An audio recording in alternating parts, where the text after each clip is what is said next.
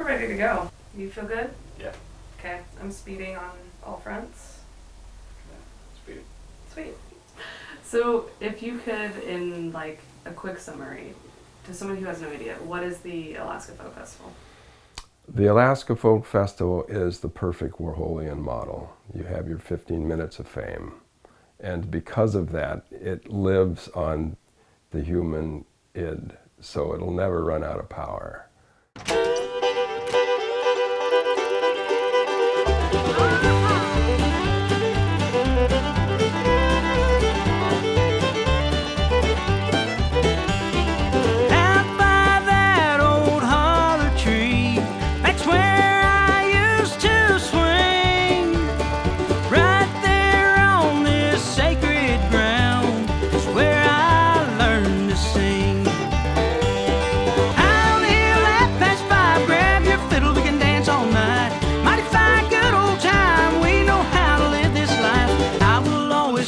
My home sweet home.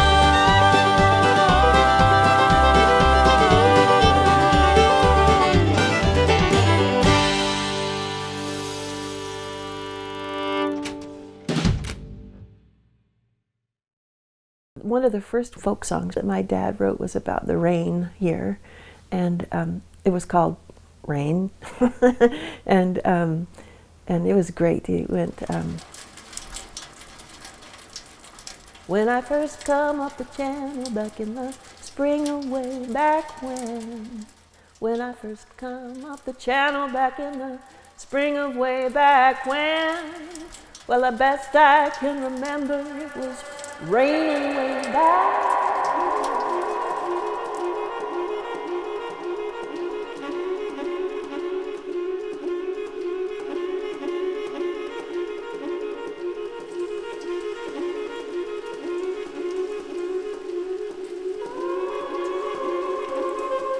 The Alaska Folk Festival is a festival, but it's so much more.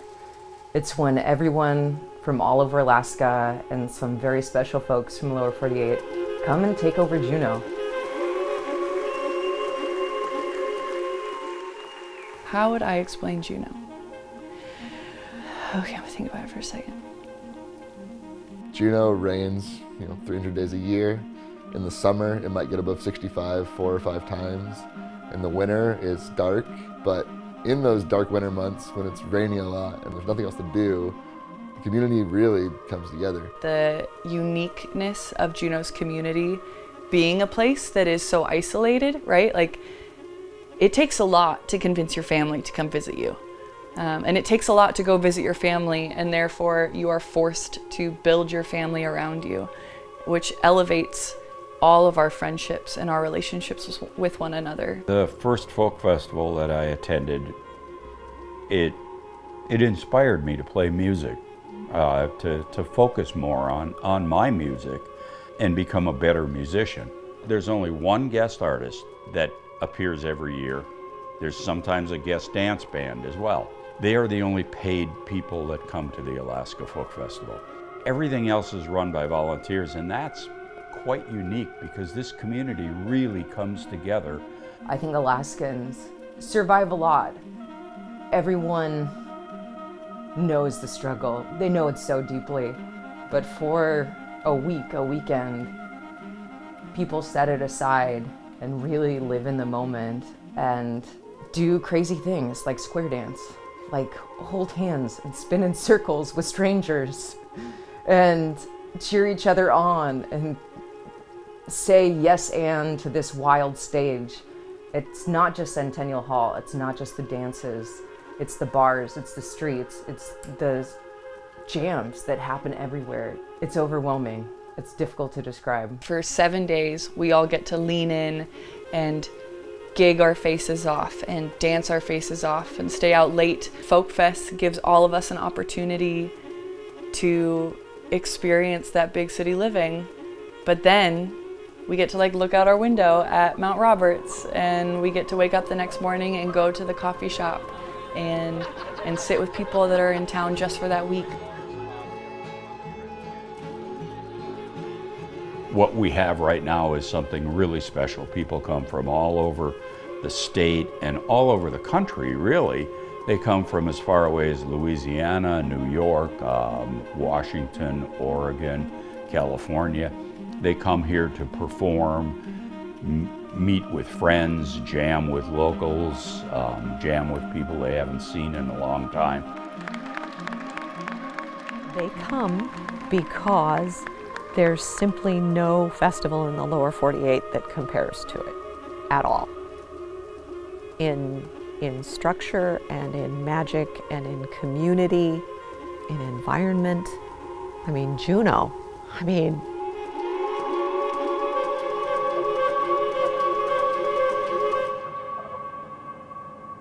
and it might rain the whole festival and it won't dampen spirits one iota.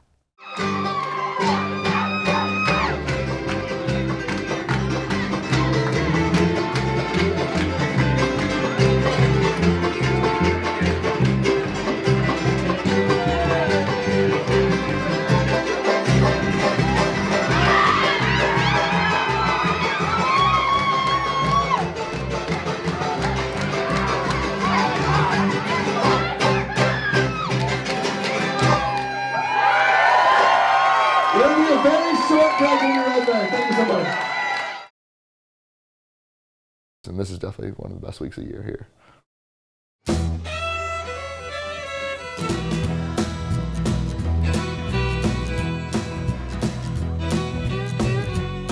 Folk music is just the music of the people, and that can look and sound like literally anything. This festival just embodies like real people making real music, and it's hard not to get sucked in. It's such an honor to be on this stage on the 50th year. Holy cow. When I talk to people about what our festival is, I describe it almost as like the biggest, most welcoming open mic that you've ever seen.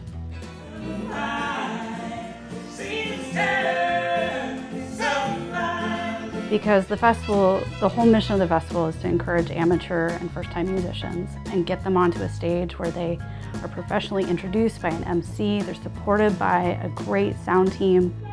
Welcome to the Wednesday show of the 50th annual Alaska Folk Fest! It's live streamed over the radio. You're listening to KRN in Juneau. This live broadcast of Folk Fest is supported by Northland. They've got an audience, sometimes up to 1,000 people in the room.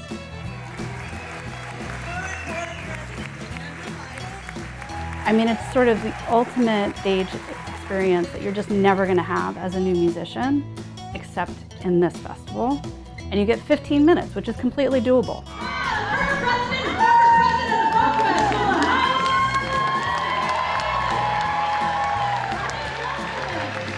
Oh, it's a total, the whole thing is just an island of misfit toys. I mean, it's the world's biggest after-school chess club. Like, just a huge lineup of dorks who are all feeling cool at the same time. Like, this is cool. This is cool. This is cool. It is cool. It's cool. Cool.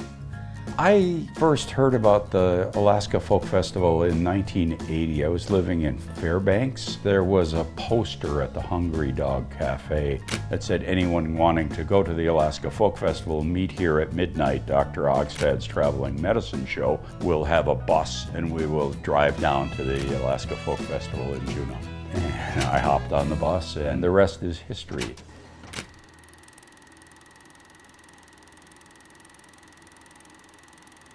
There's a lot of honor that goes to the folks who've been around since the very beginning. It was a group of people, and at that point I was 5 years old, and they practiced in our scrunchy little living room next to the Bergman Hotel. It was a great group of people, that I remember. They were definitely my elders then. They're the old people already, and so many kept ticking for a long time. There was a band called the Chicken Ridge Rowdies. And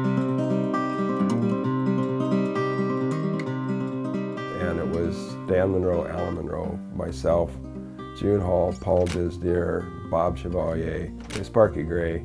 But everybody with the exception of June and Sparky, they worked at the museum. We were there, we were playing, we were jamming all the time, and the idea of putting this thing together kind of grew out of that experience. And then there was a couple of people that had experience in starting festivals. Like one was Bob Pavitt. He had been down the road on it, and then we all just kind of sat around and said, let's do this.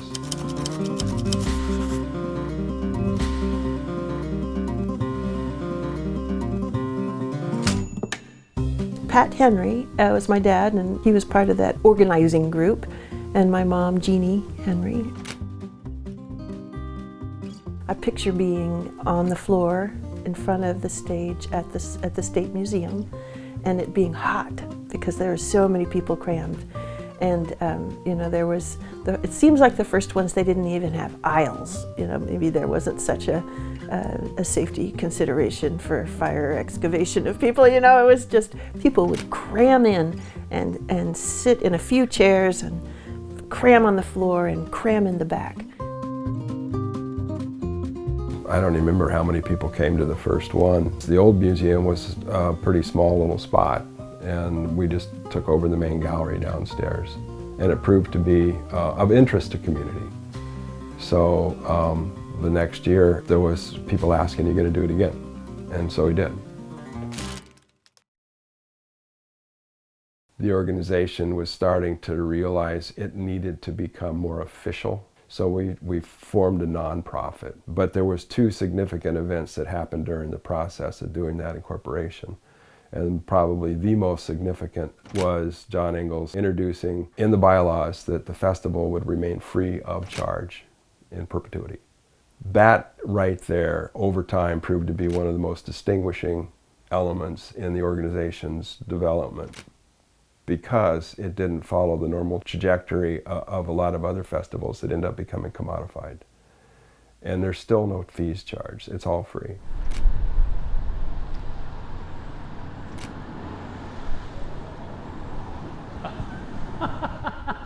Oh my God, the shadow looks so good. I know. Wow. Yeah, it's fun.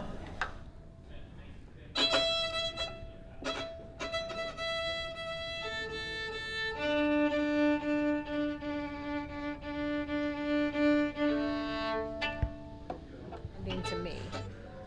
Maybe I need to There are more skilled sound people in one space right now than there ever are. It has become cliche to say it takes a village, but this is one case where that's no cliche. The Alaska Folk Festival takes a village.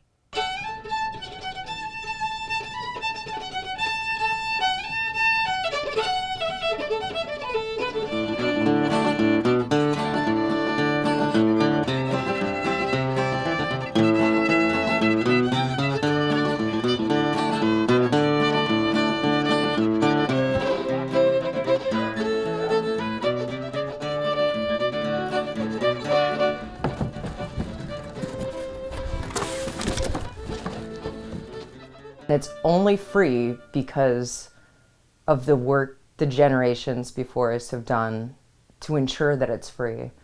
So that means it's produced by volunteer donations. It's a volunteer-run board. 1, 2, 3, 50! Woo! Best festival ever. The amount of hours that we require from volunteers is sort of blows my mind. It's astronomical. You know, most festivals, especially ticketed festivals, you're getting a group of volunteers to say work the gate or maybe bartend or help with, you know, setting people up for camping, and they do that in exchange for like a wristband or a ticket that gets them into an expensive event that has a lot of big name acts. That's not at all the case here. These people are volunteering their time to put on free concerts of amateur musicians who are playing 15-minute sets, who, you know, they might never see again.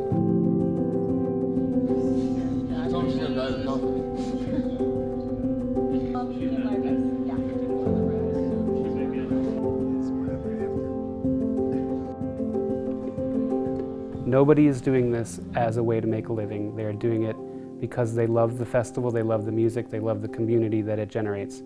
And whether they're on the board and they're volunteering a lot of time, or they're just the person that every Sunday before Folk Fest, they show up without needing to be asked to help in any way they can. The festival, it is the people. Got it? Yeah. All right. The reason I climbed back under was because I wanted to make sure that it was at least on. There's John Hatton will be somebody who will be there to fold t-shirts every Sunday until eternity. Carol Ackerson, also known as Snackerson, comes to bring food for everybody on Sunday of setup day. Years ago, they used to just bring leftover Easter candy. He said, we can do better than that, Mike Sicarius, super long time volunteer, does a lot of sound and does a lot of training for all the sound folks. My first volunteer time, I think, was like in 1989. I guess I'm the resident sage, having done it for so long. I'm thinking of other names. Well, I'm also thinking about like the people who are paid, but they are not paid to the level they should be paid. Right. Like Lucy Peckham is the head sound engineer for the hall and is just a delight and has been doing it for a long time. Overheads are down. Mike from Mike Sicarius.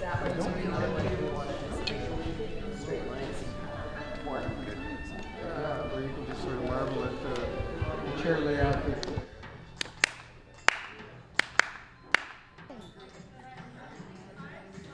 Not everyone really enjoys mixing a 15-minute set over and over and over and over and over and over and over with no sound check. It's madness. Mic 2, mix 4, mic 2, mix 4. And I love it. First night nerves. I always have first night nerves. No matter how many times or how many shows, it's just the nature of this beast. So a first-time performer arrives and they're told to arrive 45 minutes ahead of their set and to check in with the stage manager. Now, stage manager here is a person who talks to them, smiles at them, tells them it's going to be great. So they're given a form to fill out. They have to set themselves up the way they want to stand on stage facing the audience. Let's just say, okay, this person's singing, so you want a vocal mic there, and are they playing anything? The crew lead sits down and fills in the blanks. So they come on from backstage, either from the ramp or from this side? So we have 6 vocal mics, 4 DIs, 6 instrument mics, 3 designated mics that can be used on a drum kit, choir mics, wild lines, a couple of large diaphragm condensers.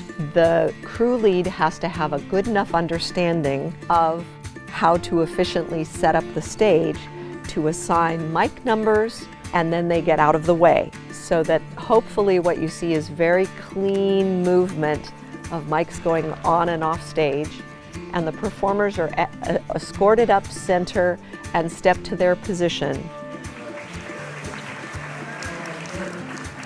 And then we ask them to start making sound.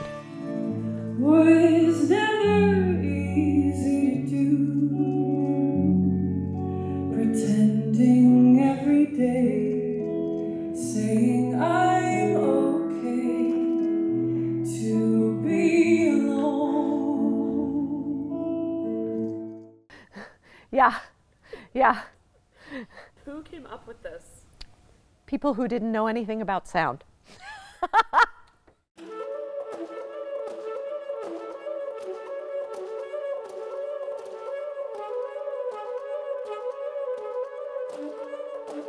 I feel like I'm in a privileged position. I have the best seat in the house, but more than that, everyone who is on the other side of my microphones, so to speak, is an artist in their own right.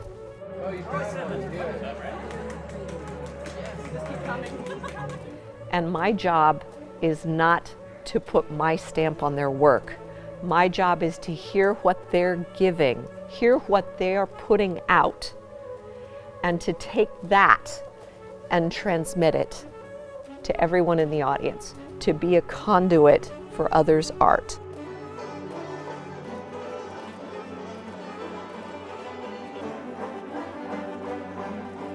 And that's a gift, because most of them I don't ever have a direct interaction with, so they have to trust that I'm listening to them, that I'm delivering their message.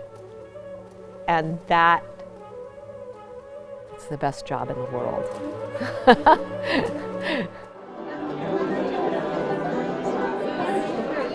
This is a rehearsal room full of 56 banjos, and the set is called 50 Banjos in honor of the 50 years of the Alaska Folk Festival. I probably started thinking of myself as a musician from the time I could talk. So I think I thought about it as something that people just do, you know, thought about it as people are musicians.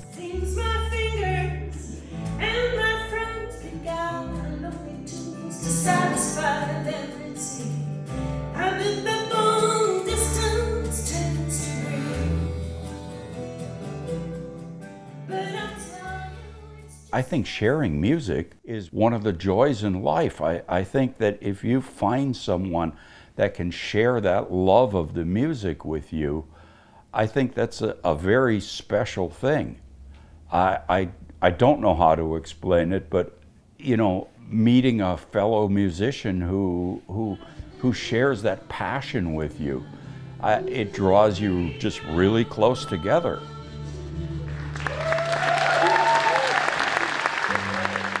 That's the essence of humaning, in connection with people, and you know, a sense that we belong and we're welcome in the world, and we're invited. Not only are we invited, we're invited to have fun. We're invited to learn a lot, and you can be connected. You don't have to be pushed off into the back of the bar. You're right there in the front. You can sit 3 feet away, and you are welcome.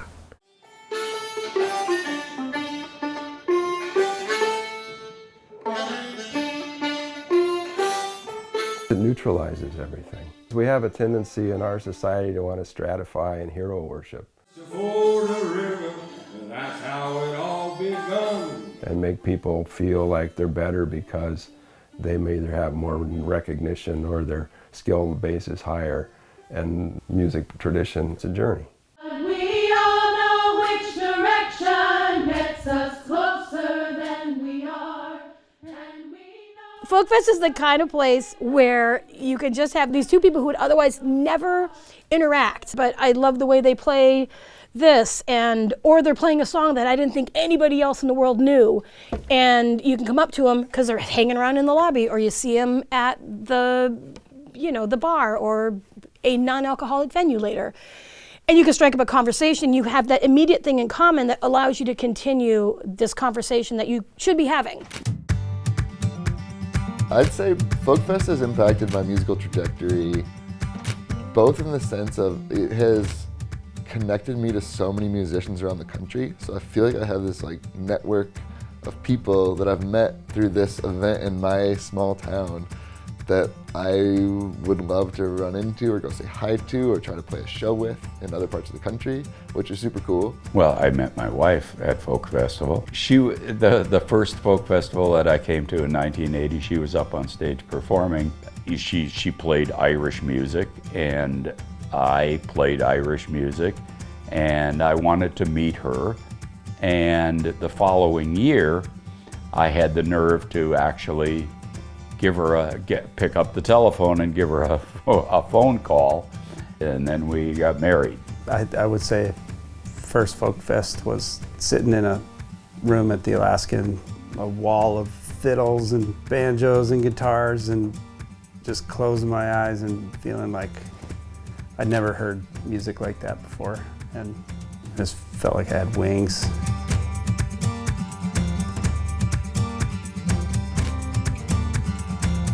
playing music together and playing music together within our community really became a big part of our relationship. My second summer up here,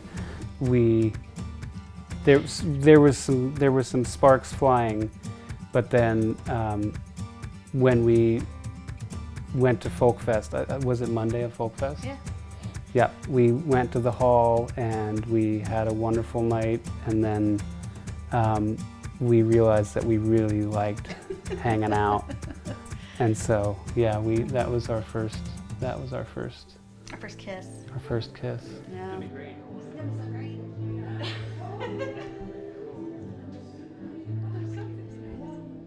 I think all humans are inherently musical.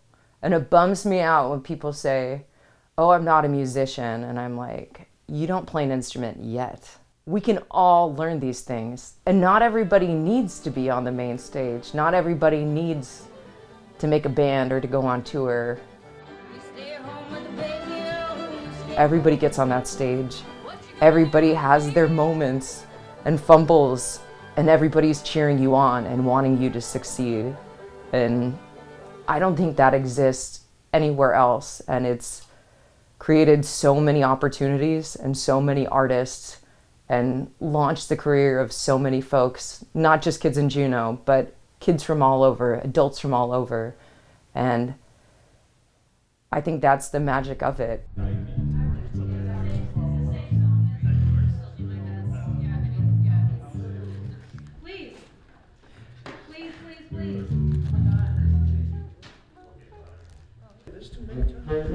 don't like that. That sounded good. That sounded good. Nope, I don't like it. My first folk festival was in 1998. I was fresh off the boat from Pelican, waiting for the fishing season to start, and someone said, we should go to this folk festival. And I was like, the what? The festival, blah, blah, blah. So we came over on the ferry, and I think one of the first things I ever saw at festival was women with hair, and these chicks came out in these incredible outfits playing vacuum tubes. It's the only thing I remember. There weren't actually any instruments, which really struck a chord with me. And they did the most amazing set, and I was floored. I had a group here with Julie Pygott and Will Putman called Women with Hair, and we had the best time. We wrote songs specifically for this festival about body hair and freedom of hair choice. I was just like, I thought this was gonna be like folk music, like boop, boop, boop, blowing in the wind. And I was like, this is incredible. I love this thing. It was an instant hook. So after that first festival for me, I decided I wanted to be a part of it somehow. Just let's keep our eyes on the prize to get kicked out of Folk Fest for at least 2 years. Yeah, baby. Okay. Overtime, annoying tech problems, and a camera crew following us everywhere. I saw this whole Folk Fest thing as an opportunity to do something more. And I was like, you know, it would be fun. What if we just did like a little, just boop, boop, like a little dance thing.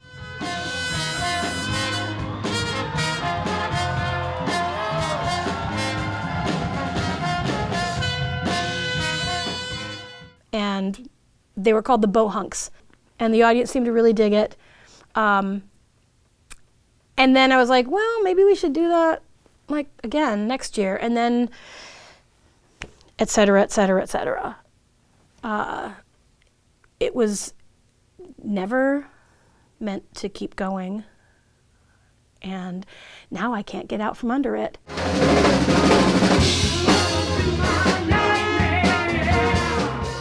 I'm going to tell you about Colette Costa. I make...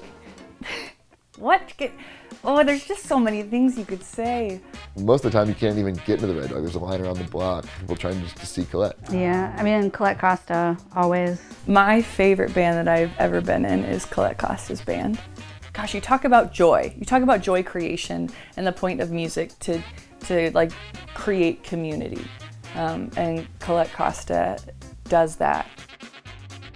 I think for a lot of people, including musicians, the more important part of festival isn't the main stage stuff, but it's everything else. And what I love about it is you never know what you're gonna run into. You come around the corner and there's a bunch of guys singing sea shanties. And you're like, oh, I'll just sit like, it feels like being in a real city.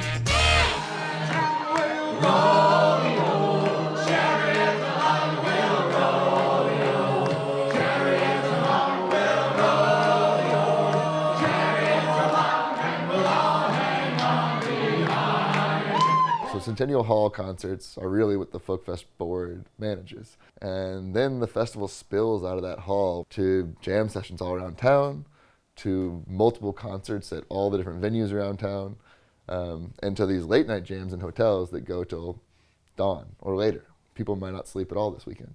It all started years ago at the all-night parties at the Fiddlehead restaurant, where the proprietor of the Fiddlehead would open up the doors and just let people jam all night long till the wee hours of the morning, and then she would, start serving breakfast. And that has evolved and moved on to other establishments throughout the years. We're sitting in my hotel room at the Driftwood, which has kind of become the center of the universe for many of the jams here. You can walk around this hotel and walk past 20 different jams.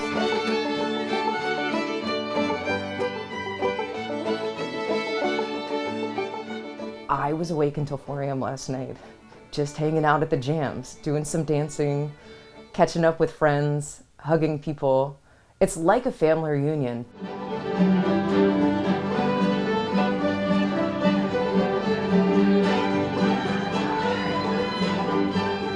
I have pals who have been coming to Folk Fest for over a decade, and they're like, yeah, I've maybe been to the main hall twice. There was one morning we passed each other. I was walking home from jamming and I was walking home at 9 in the morning, and Erin was walking to work.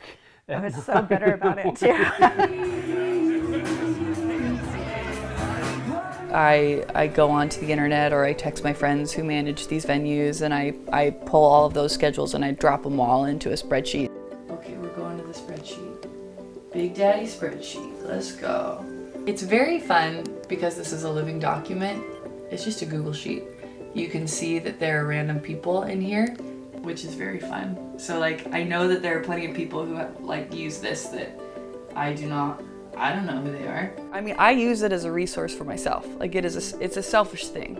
And I'm also stoked to make it for the people. But it is so fun to look down this spreadsheet and to see all of the different bands that represent so many different genres in all kinds of spaces. The nice thing about the musical chaos that is created in this week is the whole community is supportive of it. All the businesses are supportive of it. You could go down to almost any one of the local businesses and start jamming in there, and they would love it.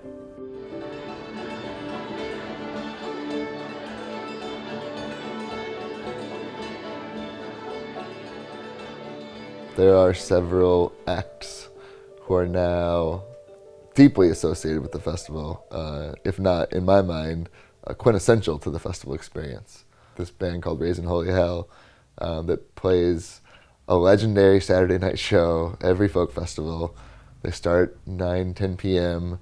and they play for 4 or 5 hours until the bar closes with no set breaks, no stopping.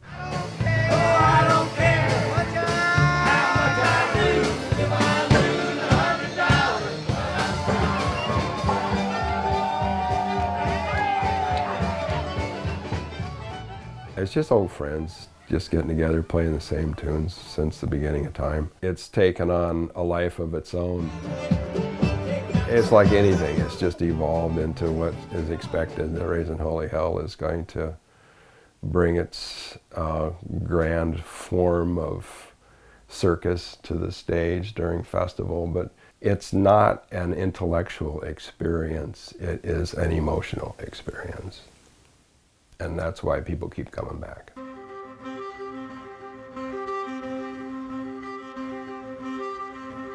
I subscribe to this theory of social venturi. It's the more you gather space around you and bring it into concentrated form, the more velocity you have going forward. That's the principle of a jet engine. The festival is kind of a social insurance.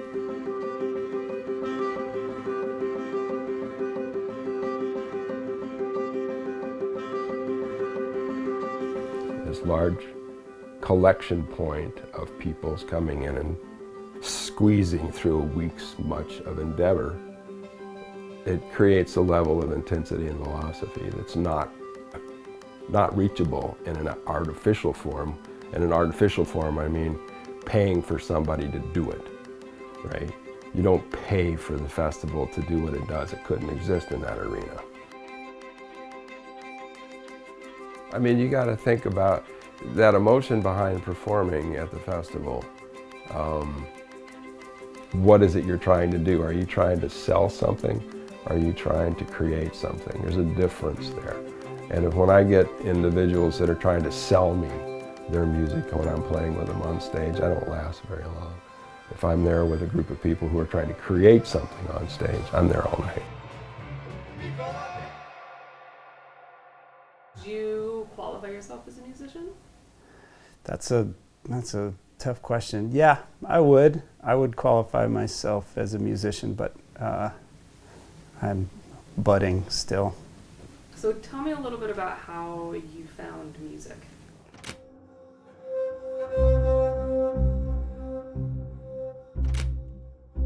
I was in college, and this professor, Smokey, said, this other professor and I are going to Cuba to try to document these friends of mine that are from Alaska, and they go down every year and play with the locals, and do you want to go and shoot stills? And I said, yeah, sure. And the whole posse of us just traveled together for 2 weeks and played music, and I hadn't played in a while, but I was so inspired. And then at the end of that trip, they said, well, you're coming to Juneau, right? And then came here that year for Folk Fest.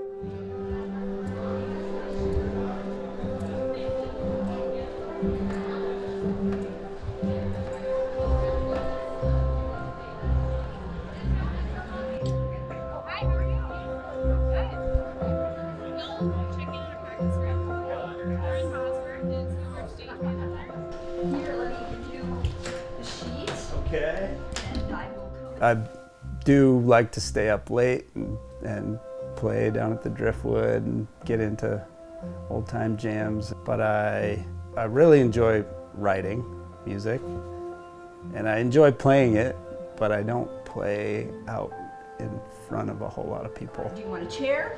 I think I'm gonna stand. You're gonna stand? Okay.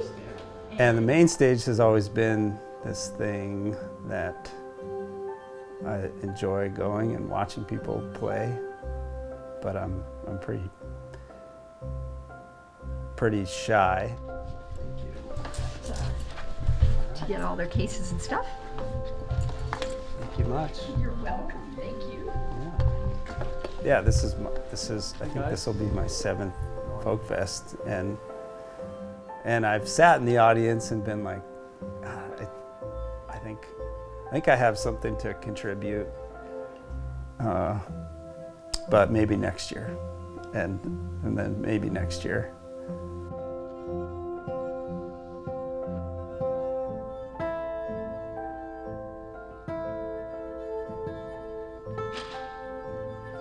This particular stage to me is like, there's people that play on it year after year, and I'm sure, it's not as big a deal to them as it is to me, but for me this is like Grand Ole Opry because all of my heroes and dear friends and family are here, and so what better audience to crack out of my shell and play a few of my songs in front of them and share it with them.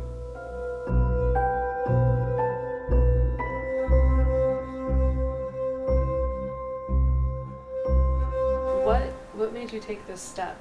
There's so much good music out there. There's so much good art in the world that never gets out there because people are afraid, including myself. And I just think about how much amazing art is locked in that little box that's never going to see the light of day, and that's really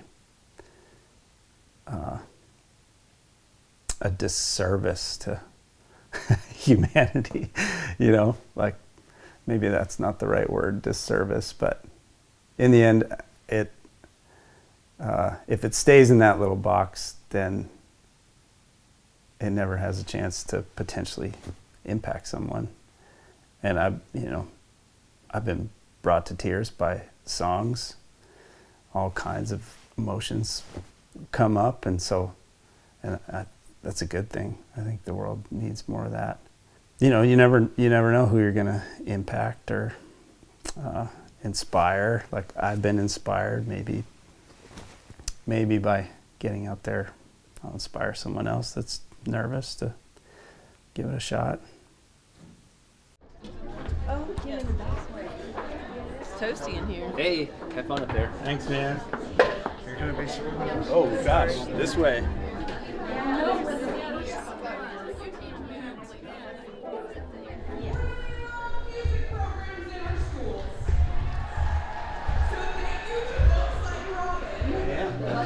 Nice to meet you. I just wanted to check in before we announce you out there. Is there anything you do or do not want me to say in your You can say whatever you want. Great. I'm nervous. I'm definitely nervous.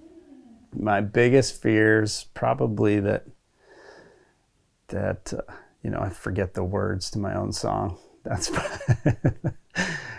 probably my biggest fear. I wrote this song about friendship. It was inspired by when I was in Cuba, that trip, and it's for Smokey. Our next performer comes to us from Homer, Alaska.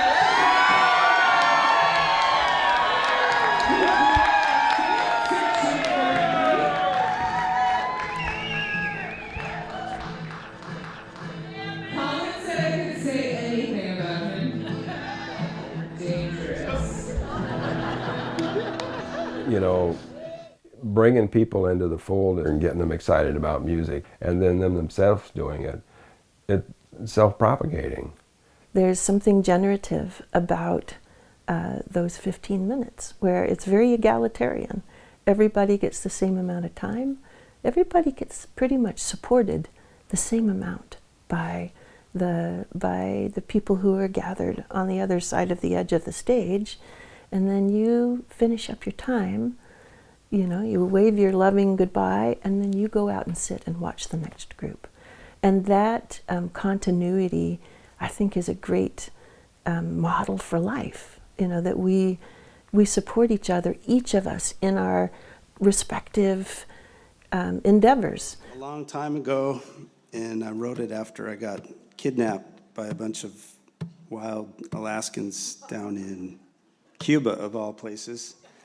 And I was reading a book called The Adventures of Huckleberry Finn, and got back from that trip and got convinced to come to Folk Fest for the first time in 2006. They kidnapped me and dragged me here, and changed my life. And I wouldn't be here without that. So thanks, Eric. Thanks, Bobo. Thanks, Ray Garrity, Jennifer King, whole slew. Okay.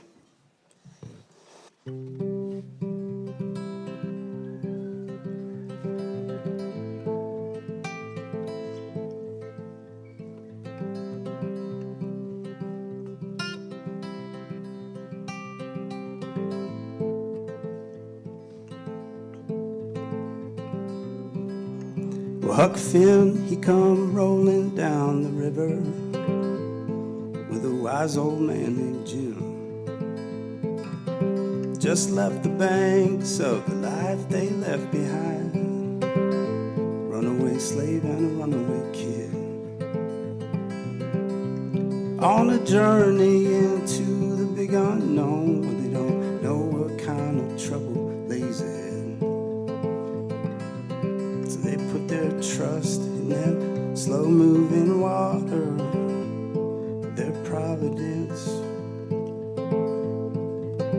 So make a pen of iron, rust, and tears, and tell a story that ain't never been told.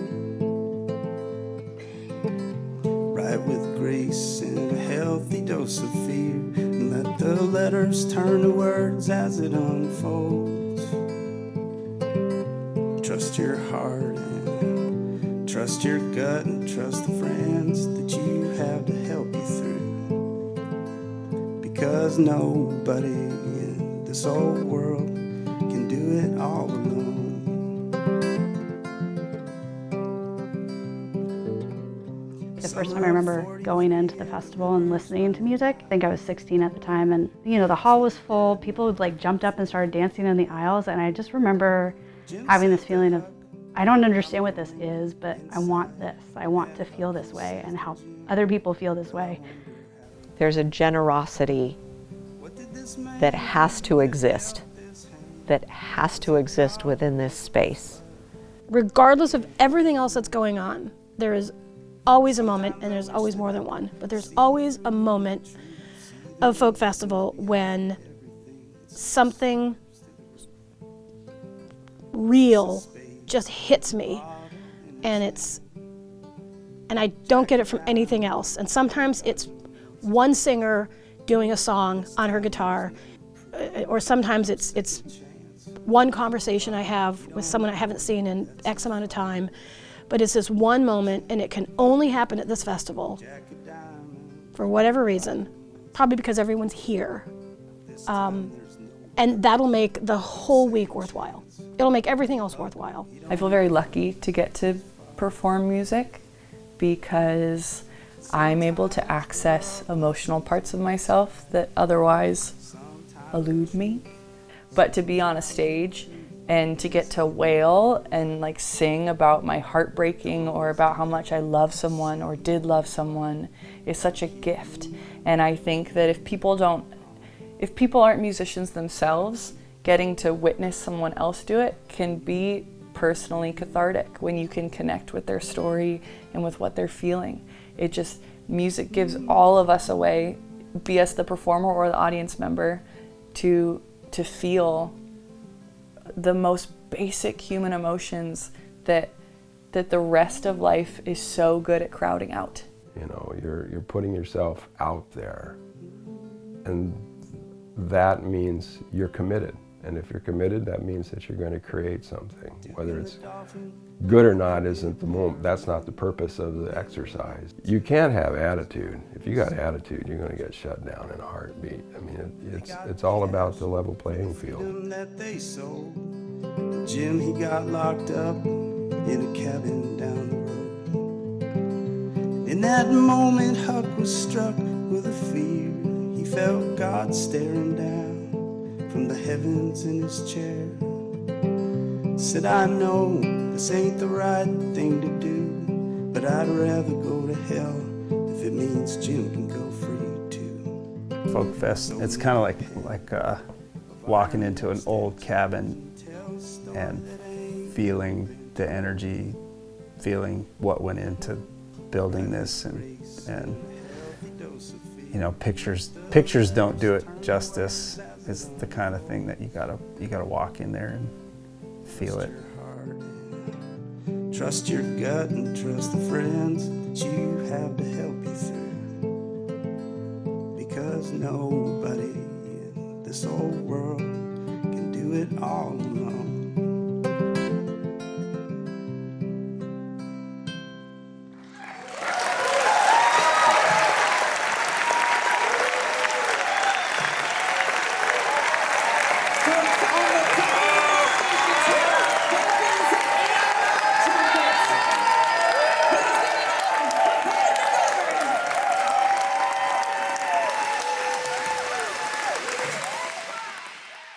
Alaska's kind of a bunch of misfits, and so when a bunch of misfits get together and make music, it feels right. Now everybody. Sounds so good. Irene, good night. Good night, Irene. Good night, Irene. I'll see you in my dream. Take it, Jane. Sometimes I live over in Douglas. Sometimes I live down in Thane. Sometimes I live right here downtown. But the valley would drive me insane. Wait a minute.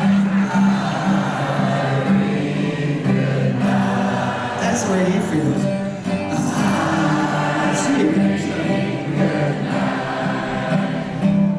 Good night, Irene. Good night, Irene.